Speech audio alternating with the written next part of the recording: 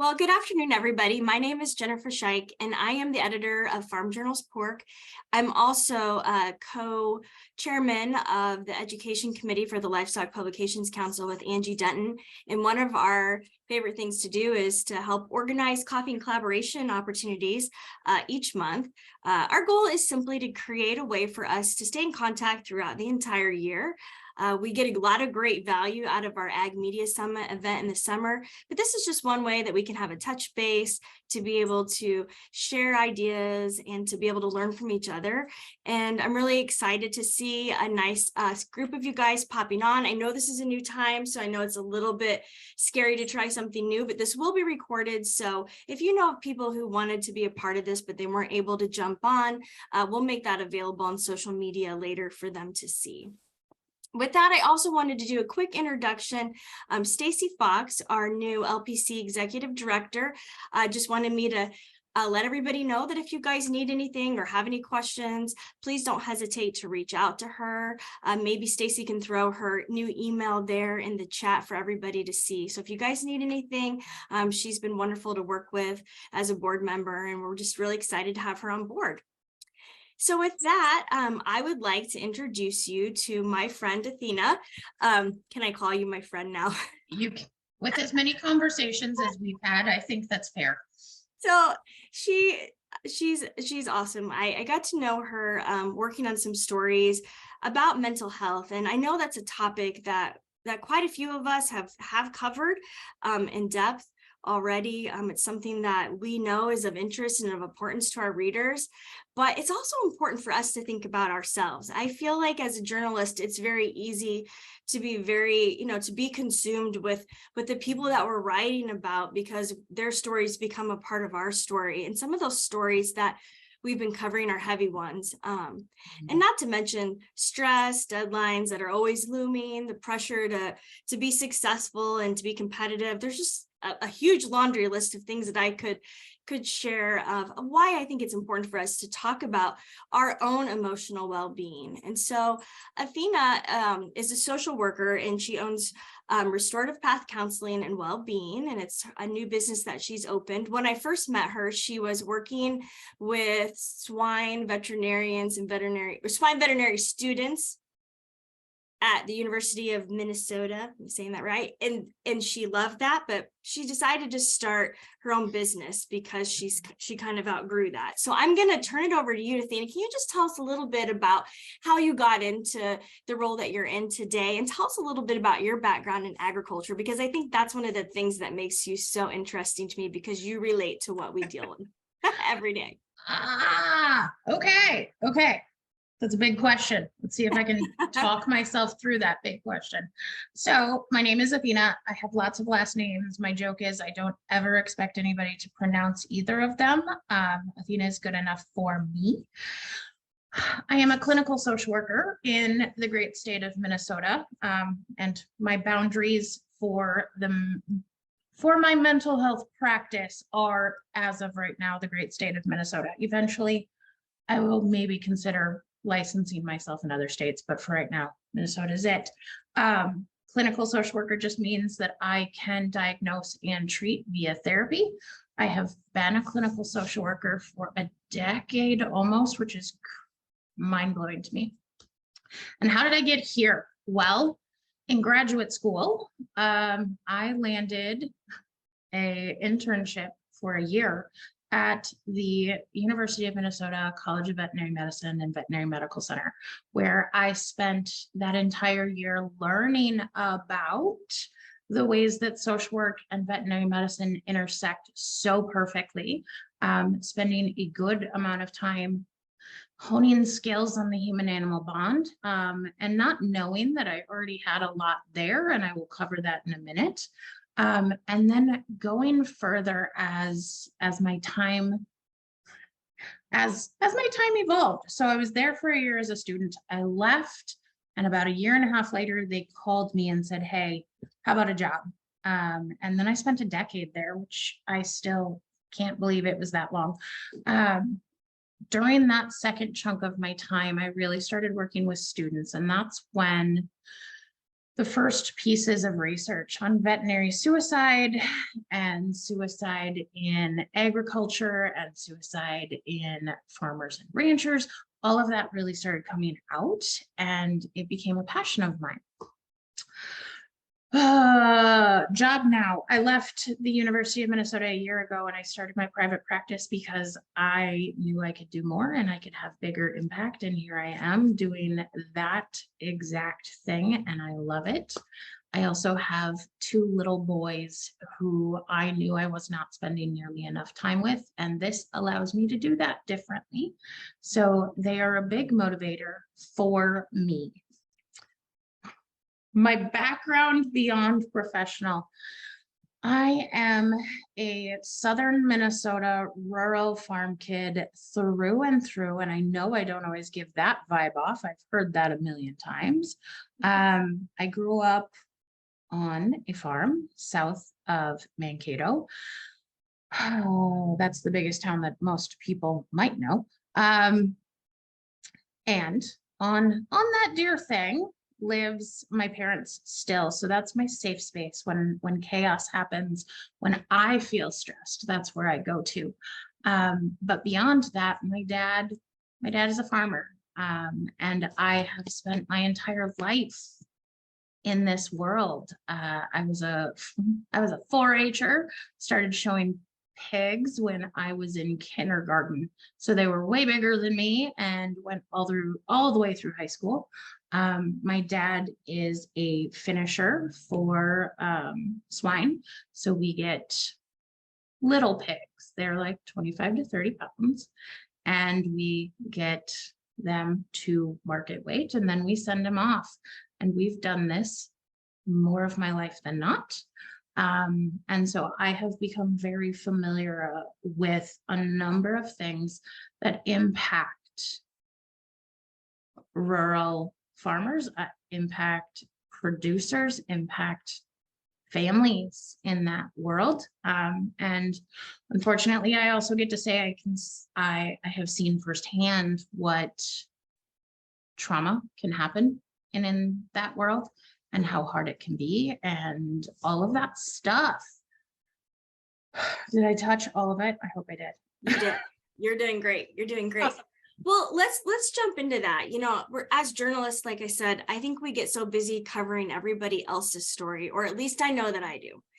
And I'm always concerned about their story, that oftentimes I overlook my own story, so to speak. So could you maybe talk a little bit about why is it important for us to take care of our emotional health, and what's the dangers of not doing that? Maybe obvious, but huge question. And I'm going to use a lot of parallels because this is what I hear so much of from veterinarians, from people in rural life, from my dad, from his friends, is that, like, how do we disconnect? How do we take that ouch moment or that heavy story or this heavy topic and disconnect from it? And the fact is, my profession, me, myself, I've been taught how to do that, but I recognize that the rest of the world just hasn't. And it's harder to kind of conceptualize that.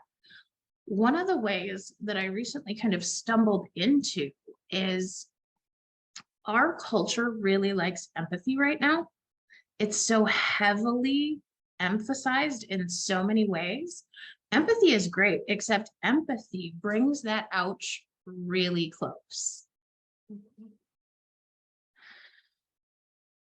Most of us don't need to bring that heavy stuff that close to us in order to feel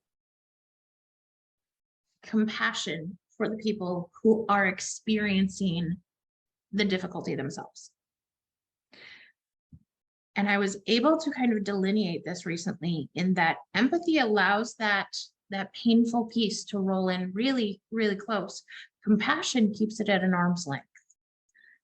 I want to encourage a bit more compassion and a little less empathy these days, because most of us don't need to feel what everybody else is feeling.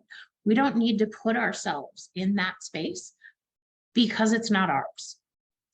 So why is it important to take care of our well-being? Because if you don't, nobody's going to. Until your story becomes the story that's being reported on. Yeah. True. Right? Right? We never talked about farmer, rancher, producer suicide until it became a story. And they've been happening for decades. We never talked about veterinarian suicide until it became a story. And it's been happening for a long time too. Mental health in these high stakes professions is real. It shouldn't have to be a story for us to start taking care of ourselves or the people around us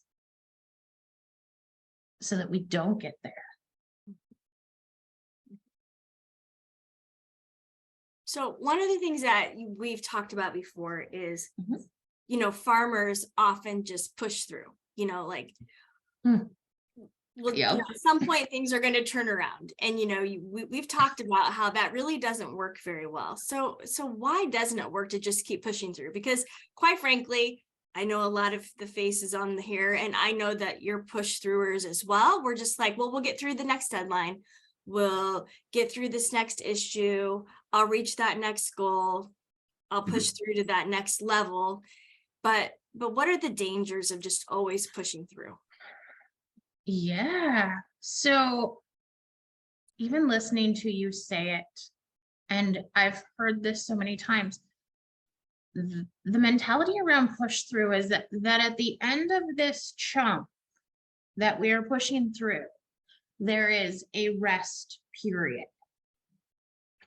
In theory, that is what our brain says is coming next. However, what I know about anybody who pushes through is that once we approach the end of the first thing that we're pushing through, we've probably already got the next one lined up. So now there isn't a rest in there. Now we are continuing on. Instead of this push through, and I love the phrase so much, instead of this push through being a sprint, a short chunk of time, it actually becomes a marathon with multiple terrain changes. Every time we change what we're pushing through, the terrain changes. But if we are not taking a break, if we are not slowing down, if we're not dialing in to the present, to the now, to us, we are compounding illness, injury, mental health concerns, burnout, stress, compassion fatigue. I'm not a huge fan of that one, but compassion fatigue, moral distress. We're pushing through so many things that by the time we actually go, whoa, I can't do this anymore, we are far past, can't do it anymore, and probably pretty broken. The challenge is for most anybody who identifies with the push through mentality, at some point it's been really highly praised. It got us to where we are. You've always got it. You've always been able to do it. I laugh because I got it is my phrase. When I'm in solid push through mentality, I will just start saying, yep, got it. Yep, got it. Yep, got it. And a few people in my life actually pay attention to when I start saying it and will go, whoa, slow it down. Why are we, I got it so much right now. And what do we need to do instead? So I actually have some people who keep me accountable because I can get there. I try not to let myself get there and very intentionally take pauses. A break doesn't have to be a week. A break can be a day, a break can be an afternoon, a break can be an hour. A break can be a pause. And for me, a pause really looks like, how am I doing? How much is on my plate? And if this quantity stays on my plate for long term, am I going to be able to do this? And if I can't say yes to that, then I need to address how much is coming or staying on my plate in the next few days or in the next few weeks.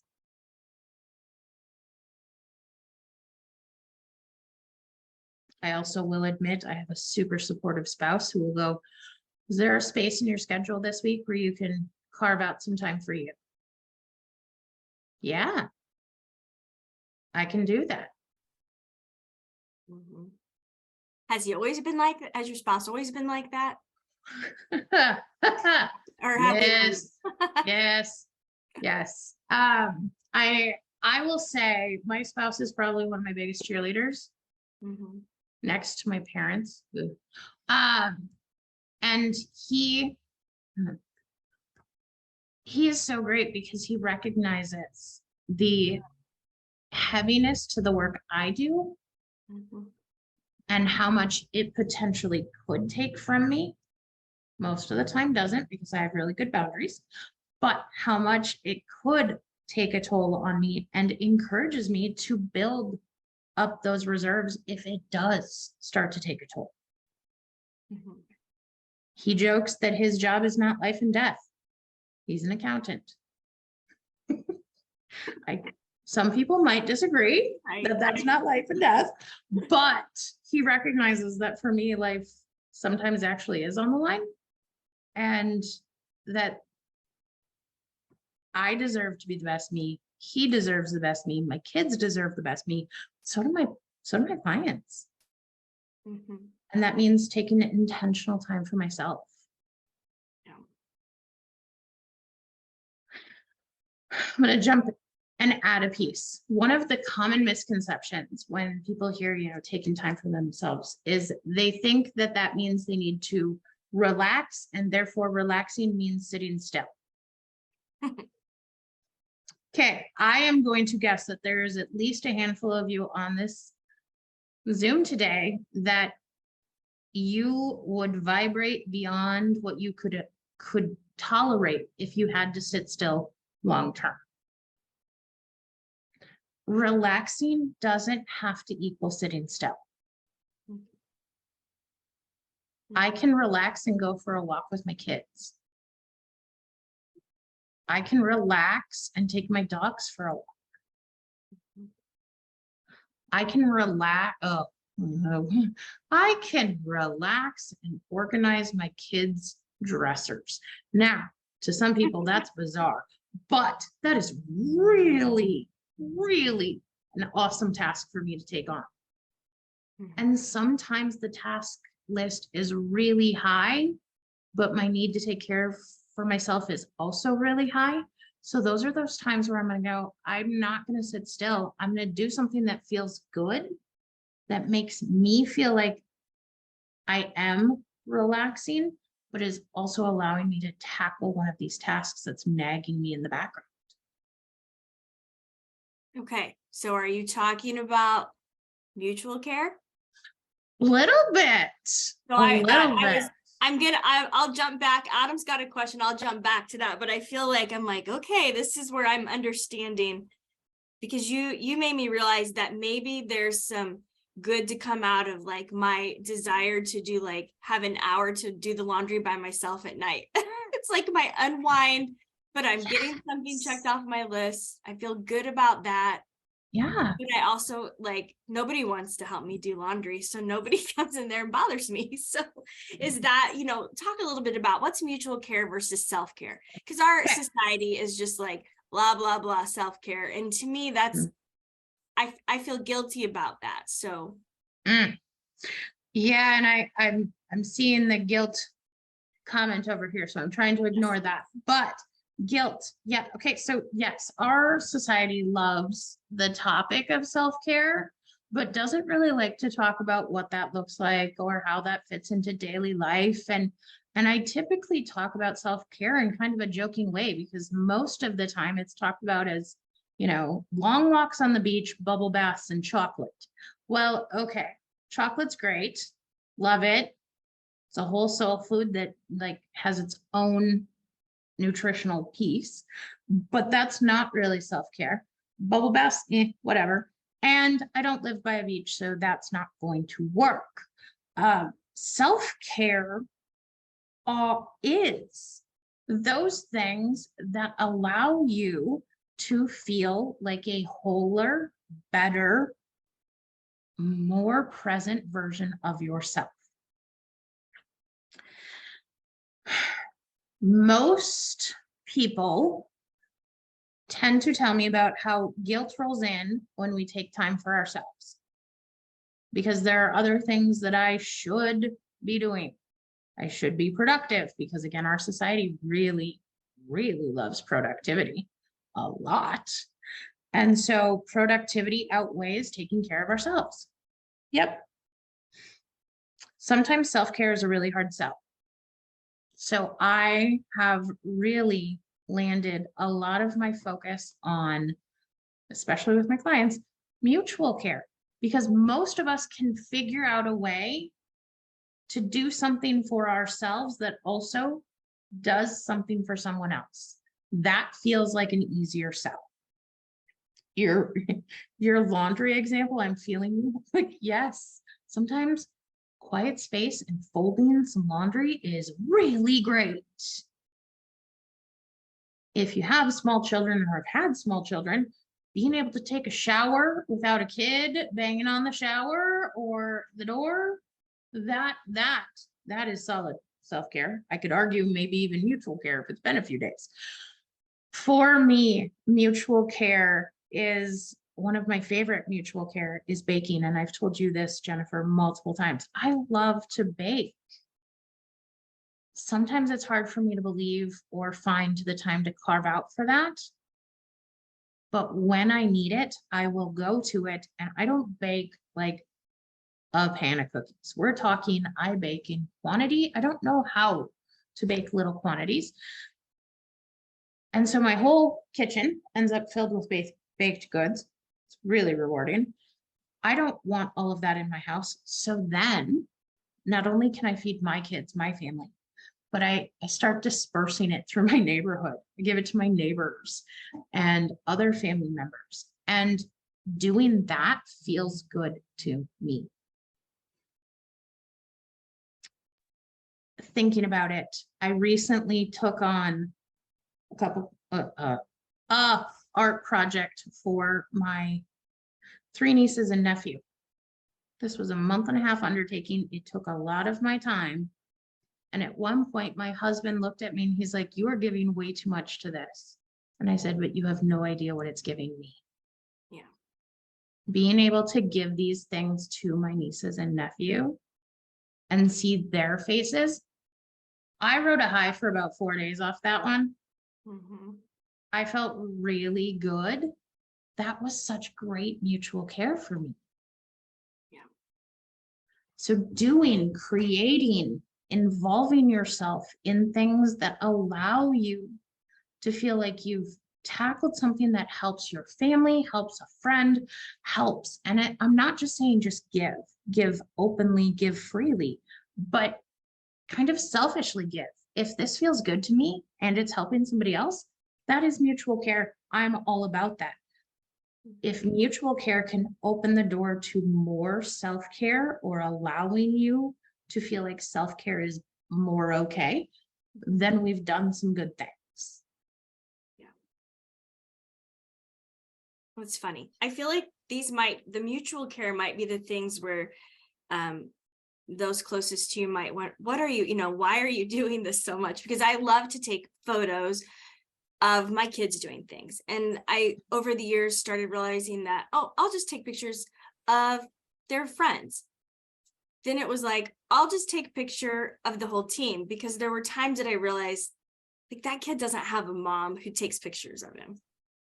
And so it feels so good to me. I know it's so silly because I spend embarrassing hours editing and looking at photos, but I feel good when I'm done because it was just like a little something I did for them.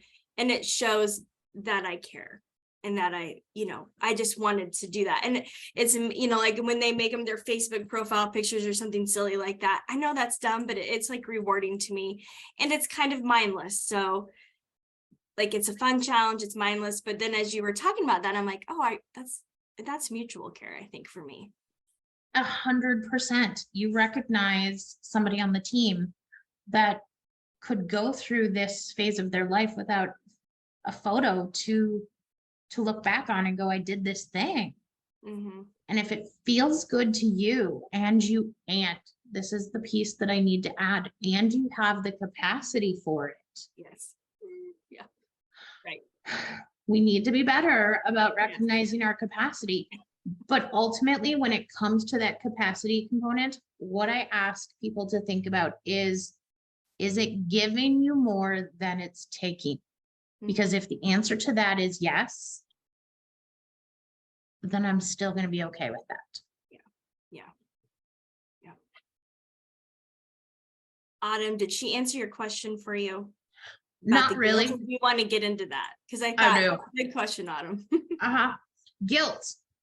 I am so glad guilt came in so early, because guilt is fascinating. Of all of the human emotions that we experience, guilt is unique in that guilt is the only emotion that comes from an internal stimulus. Every other emotion we feel comes from an external stimulus. We do this to ourselves. It's so silly, because I guarantee that if your best friend, your child, your spouse, your parents, people you really care about said, I need to take an afternoon for myself, every single one of you would go, absolutely do it. If you would tell them to do it, there is absolutely zero reason you should not be telling yourself to do it.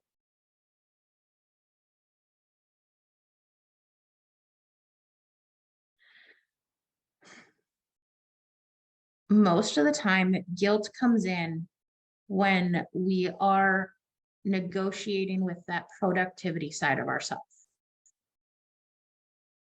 I could get X, Y, and Z done if I didn't take the afternoon off. Possibly. But if you're at a quarter of a tank of gas, like for yourself, and you do X, Y, and Z, what are you going to have for tomorrow?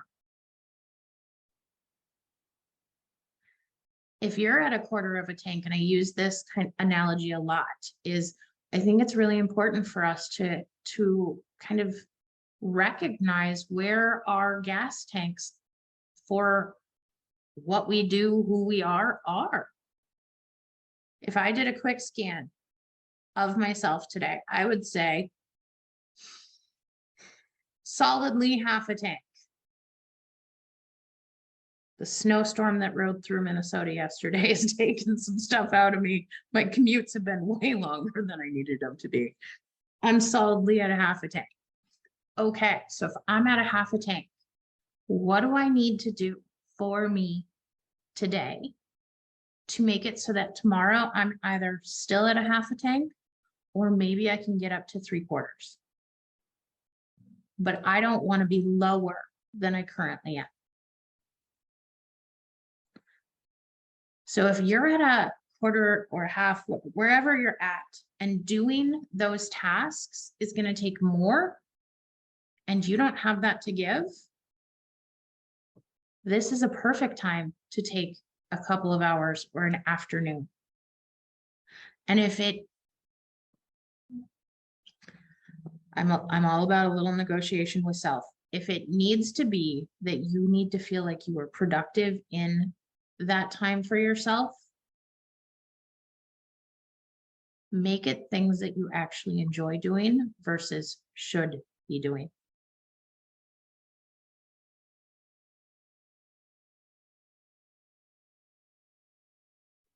Yep. Okay. I'm going to keep us moving because I have kind of a few other things I want to talk about if we have time. Okay. So Totally.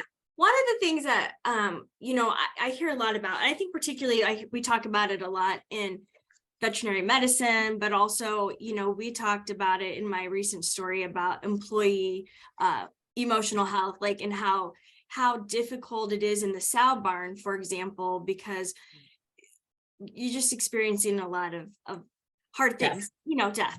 And so let's talk about compassion fatigue a little bit. What are some of the challenges with compassion fatigue?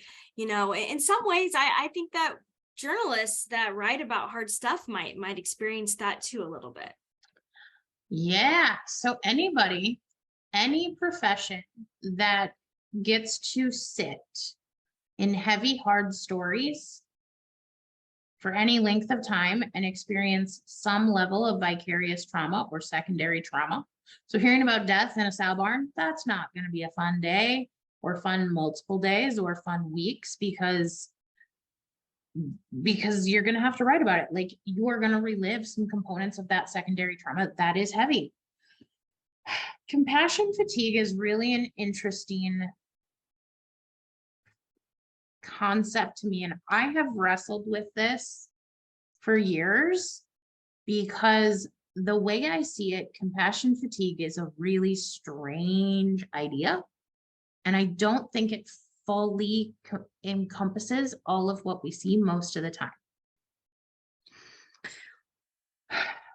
One of the parts that comes with compassion fatigue, though, is apathy. And that's probably the part that I struggle the most with. Is I have not seen it in any farmers ever. I have not seen them stop caring. I've never seen them stop caring about their animals. I have never seen them stop caring about their families. I've never seen that. I don't think they're capable of that. I can see them stop prioritizing themselves, but they never stop caring. Same thing with veterinarians. I have never met a veterinarian who stopped caring. They actually care more and bigger and deeper. I would guess the same goes for all of you, is when these stories are hitting home and when they are as heavy as they are, you don't stop caring about them. You actually care more and deeper because you want this to change. This can't keep happening. This can't be what this looks like. And so this is one of the biggest struggles I have. This is where the struggle with compassion fatigue came from. And that's such a huge tenet of compassion fatigue, is this apathy. I have spent almost 6 years. Yep.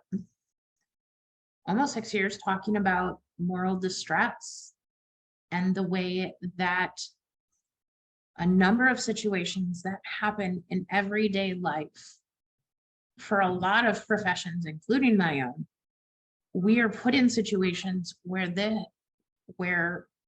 things get real close to that moral, ethical line for us.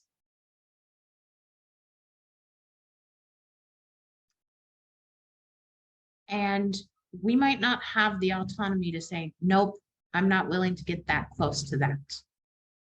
We might not be able to say, I'm not going to let something get that close to my moral, ethical line. The story might do it. For me, the case might do it. Situations on a farm might do it. When we get that close to that thing, the impact that does to us, to our brains, to our psyche is pretty significant. It's a really cool phenomenon that's been well studied in veterans and is really starting to be more explored in other professions. The pandemic opened it up to doctors and nurses and frontline workers because all of them were put in situations where they would much rather protect themselves and their families, but because of their profession, they were taking care of very, very sick people and dying people all the time. So compassion fatigue, moral distress, pick your phrase. All of this comes from the repeated exposure to traumatic things. For me, what comes so much with that is, and I'm going to jump ahead of you a little bit, my rock theory, because we're all exposed to stuff on a daily basis, on a regular basis, that is hard to swallow, hard to wrestle with, hard to figure out which box to compartmentalize that in. People say things, we have interactions that go weird, all sorts of pieces that just land off center and we're not sure where to put it. Those rocks, those vicarious trauma pieces, if we hold on to that, that is going to put us in moral distress. That is going to put us in compassion fatigue. It is going to make us feel like we can't do this anymore, that this is not worth it, and that the only option left is to leave. And that's so sad to me, because there's a reason that all of us get into the professions we're in. Something brought us here, a passion, a skill, a whatever. I would like to believe passion for most people, but could be just skill. Something brought us here. And if we broke that quickly, that makes me sad.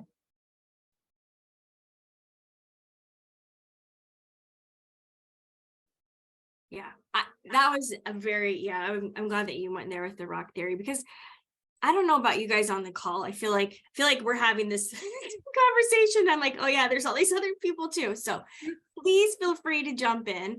Please ask questions. We'd love to hear from you guys. But I mean, I don't know if anybody out there can relate, but I do. I feel like I'm a super good rock carrier. Not a good thing, you know, and I've been learning, and especially I think since like post-COVID, whatever time we're in here, that I've kind of like learned how to let go of some of this stuff a little bit better, because I just, you know, it's like the oldest child thing too. I just like to carry those rocks. So I don't know about you guys, if anybody has any questions or thoughts or wants to share anything, but feel free to unmute and jump in at any time.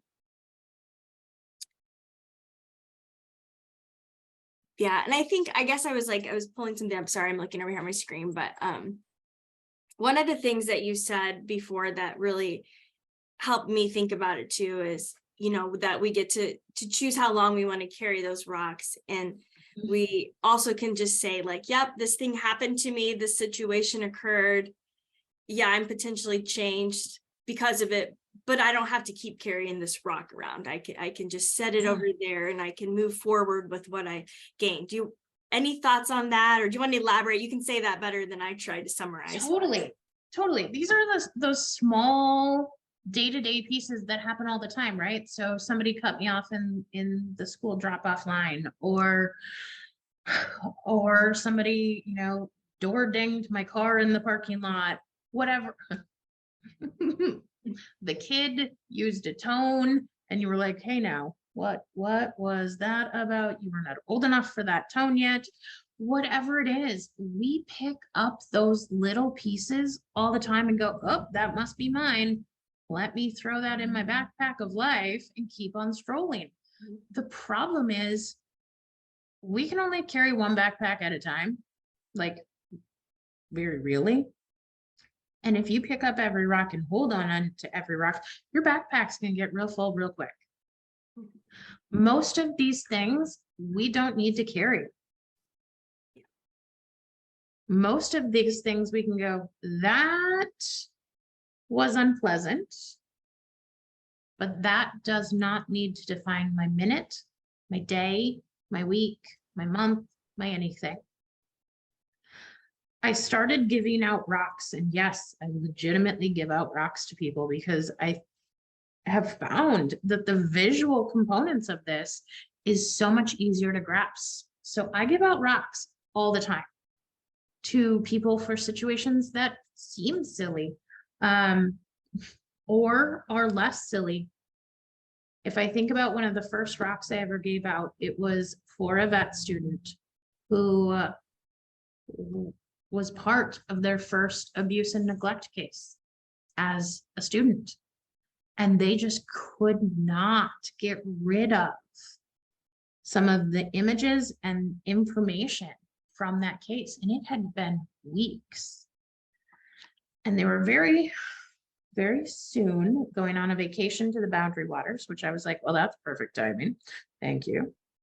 And so I sent them with an assignment. I sent them with a rock. And I said, while you're up there, I want you to take some time. And if you're ready, I want you to find a place for this rock. And when that happens, put the rock down, and with it, I want you to leave the emotional baggage of this case. You did what you could for that animal. You advocated the best you could for that animal, and hopefully the outcome was better than what it was before they came in. Once you've put the rock down, I want you to turn around. I want you to kick a little dust on it, and I want you to walk away. And all of the emotional stuff stays there. And 3 days later, I got an email with, as soon as I opened it, it was a picture of a beautiful wooded area. And if I like honed in, my rock was in the middle of it. And the caption was, I put my rock down and I feel really good about it.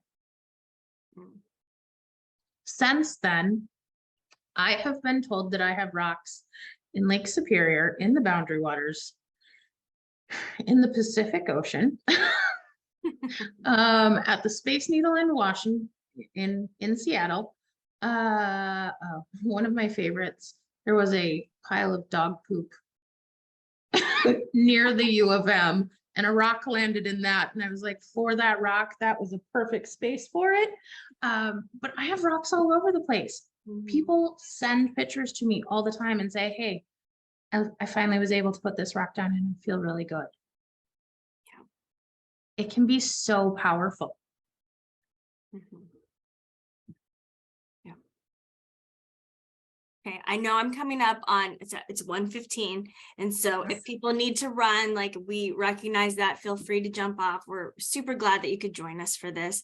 But I guess if you have like one last thing, is there any, as we're heading into this busy holiday season, wrapping up a busy year, I know for a lot of us in this profession, there's a lot of things that we've got to do in this month, so we can try to enjoy our holidays a little bit. So any advice, any tips? All right. So the holidays are supposed to be the most joyful time of the year, right? That's the hallmark one-liner with it. Holidays are stressful. End of the year in a lot of business realms is stressful. So what I want to encourage is, in the midst of all of that stress, find your points of joy, find your points of grounding, and find those times for you. So if your mutual care, and as I'm saying this, I'm like, this is going to happen. If your mutual care is spending hours wrapping gifts because it feels good to do that, please engage in that. If it is more mutual care for you to hire somebody else to wrap your gifts, dear God, please do that. If gift bags make it so that you can put your feet up on the couch and watch a really good movie, because that is what self-care needs to look like for you right now, do it. Whatever you need to get through all of this and be able to be present, because that's actually more important. All of you will get through. I know you are all pusher-throughers. You will all get through. What version of you is on the other side is the bigger thing. And so maybe the I like a challenge. And as I'm talking about it, I like it even better. I challenge all of you to think about the version of you that you want at the end of December. And think about, what do I need to do between now and then to be able to be that version of me? And then find ways to carve that in.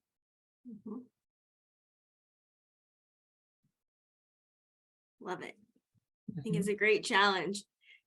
And speaking of which, we can circle back on that challenge because our next coffee and collaboration is actually going to be just kind of more of a fun, like we just talk, we're going to ask questions. It's really more of just like hanging out. We're not learning anything, so to speak. We're just more all sharing and having fun.